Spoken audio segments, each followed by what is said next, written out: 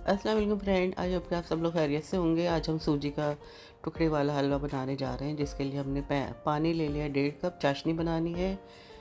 इस 1.5 कप पानी के अंदर डालेंगे हम 500 ग्राम चीनी और 3 अदद हरी इलायचियाँ। और उसके बाद डालेंगे हम इसके अंदर केवड़ा एसेंस, या केवड़ा डाल दें 1 टेबल स्पून। अगर केवड़ा नहीं है तो एसेंस डाल दीजिएगा चंद कतरे। तो एसेंस हमने डाल दिया। अब हमें इसको पकाना है इतनी देर के ये तकरीबन थोड़ा सा थिक हो जाए। इसकी कंसिस्टेंसी देख लेंगे, जब एक तार बनने लगेगा तो हम इसका फ्लेम ऑफ कर देंगे। तो चेक कर लेते हैं कंसिस्टेंसी। ये देख लीजिए, ये एक तार इस तरह से जब बनने लगेगा तो इसको हम फ्लेम से हटा देंगे और सूजी भून लेंगे। सूजी भूनने हमने ले लिए 500 ग्राम और इसको हमने ड्राई रोस्ट करना है लो फ्लेम पे 10 से 12 मिनट। इस तरह से हमने इसको ड्राई रोस्ट कर लेना है और तकरीबन 10 से 12 मिनट करेंगे। उसके बाद हम इसके अंदर घी डालेंगे। देसी घी ले लिया मैंने 3/4 कप। और इसके साथ भी हमने इसकी भुनाई करनी है, तकरीबन 7-8 मिनट लो फ्लेम पे ही करेंगे ताकि अच्छी सी इसकी भुनाई हो जाए।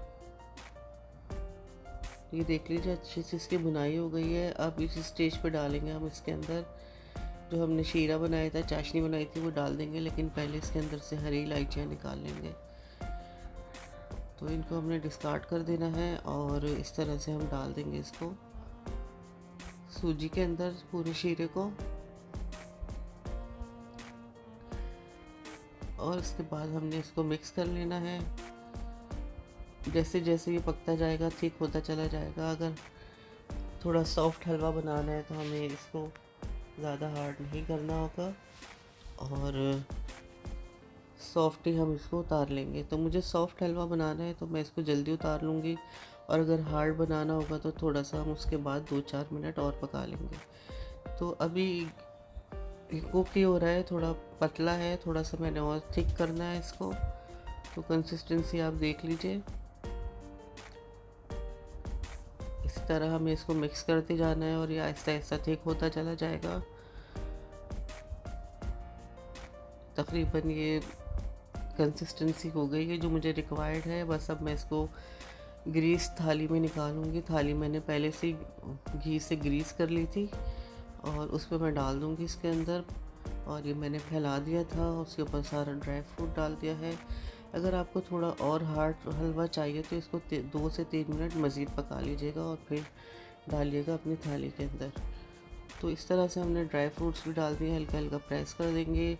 और जब ये थोड़ा सा ठंडा होने लगेगा तो उस वक्त हम इसके अंदर कट लगा लेंगे।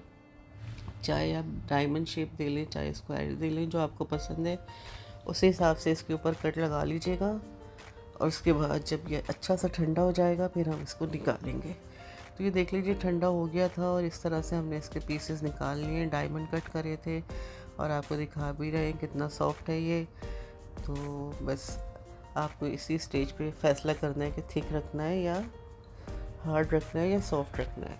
तो ये हमने सर्व कर दिया है। आई होप आप लोगों को पसंद आई होगी आज की रेसिपी। पसंद आई हो तो फीडबैक ज़रूर दीजिएगा, फैमिली और फ्रेंड में ज़रूर शेयर कीजिएगा। मिलते हैं नेक्स्ट वीडियो में नई रेसिपी के साथ। जब तक के लिए आप अपना बहुत सारा ख्याल रखिएगा। अल्लाह हाफिज़।